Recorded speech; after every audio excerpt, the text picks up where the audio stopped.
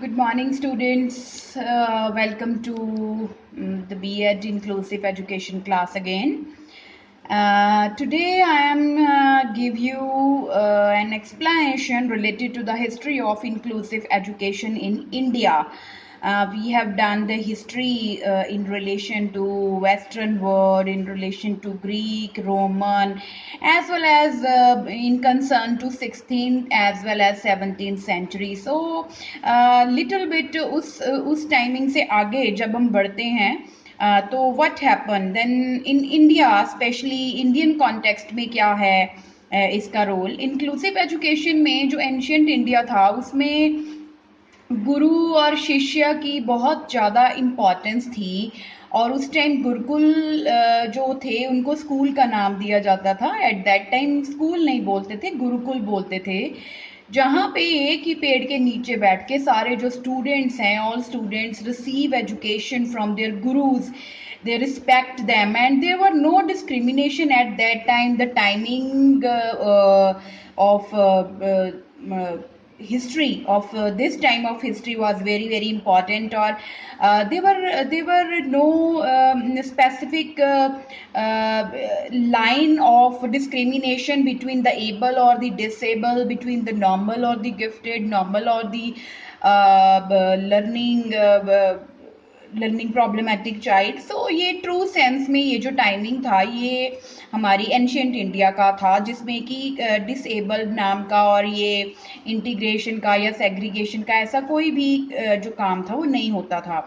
After that कुछ problems शुरू हुई जब एक्चुअल में क्या हुआ कि एक्सक्लूसिवनेस नज़र आने लग गई। लर्निंग जो है उसमें कुछ डिफ्रेंसिएशन आने शुरू हो गए और देखा गया कि उस टाइमिंग पे गुरुकुल में एज इट इज़ तो कोई करिकुलम नहीं होता था, बट वो एक आजीविका अपनी कमाने के लिए to give them vocational guidance जो गुरु थे वो देते थे, गार्डनिंग और ट्रेडिंग और related to tinder, gardening, house work, इससे रिलेटेड काम जो है, केटरिंग, वो कैसे करने हैं और उनमें उनको सक्सेस मिलेगा तो वो अपनी आजीविका जो है वो जो स्टूडेंट्स हैं वो कमा सकते हैं। तो वो शिष्य इस चीज़ की ही लर्निंग करते थे एट दैट टाइम। किसी भी तरह के और इसके साथ वो रिलीजियस सब्सक्रिप्टर जो थे हर रिलीजन के, वो मुस्लिम अपने उसमें और जो ब्राह्मण थे वो मंदिरों में, और अपने अपने धर्म से रिलेटेड एजुकेशन, और सारे बच्चों को एक समान एजुकेशन दी जाती थी। बट वैदिक पीरियड में थोड़ा सा प्रॉब्लम आना शुरू हुआ जब जब सोसाइटी हमारी कास्ट सिस्टम में बट गई। सो देयर यहाँ पे आप डायग्राम में देख ले होंगे, there are patterns, there are levels of hierarchy in the society. तो ये एक रूट कॉज बना हमारी सोसाइटी में इंक्लूसिव और एक्सक्लूसिवनेस अप्रोच का, जिसमें कि एक्सक्लूसिवनेस जो है अडॉप्ट अप्रोच की गई और वहाँ पे कास्ट सिस्टम के बेसिस के ऊपर रॉन्ग एटीट्यूड और प्रैक्टिसेस फॉलो की जाती थी और उसके बेसिस पे उन्होंने उन लोगों को बिल्कुल सोसाइटी से एक्सक्लूड कर दिया था और उनको उनको बाकी लोगों के नज़दीक आने का जो था बिल्कुल मौका नहीं था, और वो बहुत ज़्यादा डरते थे उस चीज़ से। So there are classes, you can see over here, यहाँ पे आप देखेंगे देयर आर क्लासेस। तो हर क्लास जो थी उसका अलग अलग काम था और अलग अलग उनका जीने का एक पैटर्न था, और ये एक मेन रूट कॉज बना वैदिक पीरियड जब एक्सक्लूसिवनेस एक्सक्लूड करना शुरू कर दिया उन्होंने लोगों को। सो ब्रिटिश कॉलोनाइजेशन, ब्रिटिश लोग जब आए तो फर्स्ट स्कूल जो था स्पेशल एजुकेशन का शुरू हुआ नॉर्थ इंडिया में 1826 में। राजा कली शंकर घोसल ने जो था इसको स्टार्ट किया और ये विजुअली हैंडीकैप्ड चिल्ड्रन के लिए वाराणसी में बनाया गया।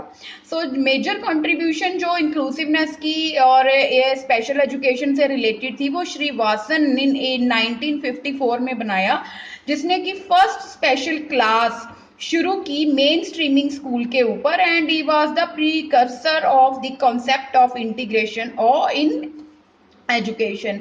सो he found up to this time 1854 तक ऐसे कुछ ग्रेट लोगों ने ये डिफ्रेंसिएशन, ये एक्सक्लूजन्स को अंडरस्टैंड किया, रियलाइज करके उन्होंने इस चीज़ को जो है इंटीग्रेट करने की कोशिश की कि एजुकेशन जो है वो हर किसी को मिलेगी, उसमें किसी को भी एक्सक्लूड या इंक्लूड का कोई स्पेशल प्रोविजन नहीं होगा। So there are some important facts related to special schools. कुछ स्पेशल स्कूल खोले गए अंबाला में। First institute of deaf and blind जो था मुंबई में खोला गया 1886 में। स्पेशल स्कूल इन कुरिसोंग इन बंगाल में खोला गया इन 1818 एंड त्रिवानकोर केरला में 1931 में। इडियट्स का एक सेपरेट स्कूल बनाया गया चेन्नई में। रांची में 1939 में जो था मेंटली रिटार्डेड बच्चों के लिए इंस्टीट्यूशन ओपन किया गया। So there are some few examples of special schools open. What is the time and in which city was given privilege for these all type of handicapped children. So second world war के timing पे और उसके बाद तब तक हम काफ़ी time में आगे आ चुके थे। सेकंड वर्ल्ड वार के टाइम बहुत जो सोल्जर्स थे वो भी हैंडीकैप्ड हुए थे। उनको भी वेस्टर्न सोसाइटीज़ में बहुत ज़्यादा एक्सक्लूड करके रखा गया। उनको कोई प्रिविलेज नहीं दिया गया आफ्टर बीटिंग द फाइट। और सेकंड वर्ल्ड वार के बाद जब उनके ऑर्गन जो हैं या कोई अंग या कोई बाजू या कोई टांग उनकी कट गई तो सेकंड वर्ल्ड वार के बाद सर जॉन सर्जेंट जो था एजुकेशन कमीशन हमारे आए, एजुकेशनल एडवाइजर था वो गवर्नमेंट ऑफ इंडिया का। He prepared what is called a Sargent report. You might have done in the B Ed earlier syllabus Sargent commission 1944। तो ही रिकमेंडेड कि disable और हैंडीकैप्ड के लिए स्पेशल प्रोविजन बनाया जाए और इस रिपोर्ट को और इस डॉक्यूमेंट को सर्जन रिपोर्ट 1994 जो है उसके नाम से जाना जाता है। आफ्टर इंडियाज इंडिपेंडेंस से इंडिया को इंडिपेंडेंस मिली 15 अगस्त 1947 को। इंडिपेंडेंस के बाद जो है एजुकेशन कंटिन्यू हुई और एजुकेशन को इम्प्रूव करने का जो जिम्मा था हमारे कॉन्स्टिट्यूशन और कैबिनेट के ऊपर, हमारी सेंट्रल मिनिस्ट्री के ऊपर। उन्होंने मेन स्ट्रीमिंग का आइडिया दिया कि हम चिल्ड्रन को मेन स्ट्रीमिंग देंगे। इससे रिलेटेड प्लान ऑफ एक्शन जो थे वो काफ़ी बनाए गए। कोठारी कमीशन जो है एस्टेब्लिश किया गया। कोठारी कमीशन ने काफ़ी इम्प्रूवमेंट्स से रिलेटेड अपने कमीशन में लिखा और उसको स्कूलों में इम्प्लीमेंट किया गया। पोस्ट इंडिपेंडेंस में 1974 में एक मेजर शिफ्ट आई जब integrated education for disabled child IEDC को लॉन्च किया गया। 15,000 स्कूलों को बेनिफिट दिया 26 स्टेट्स में और 65,000 जो स्टूडेंट्स थे उनको मेन स्ट्रीमिंग में लाया गया। So this was a great initiative of the government up to that time post independence का जो ये टाइमिंग था। So thank you so much for today.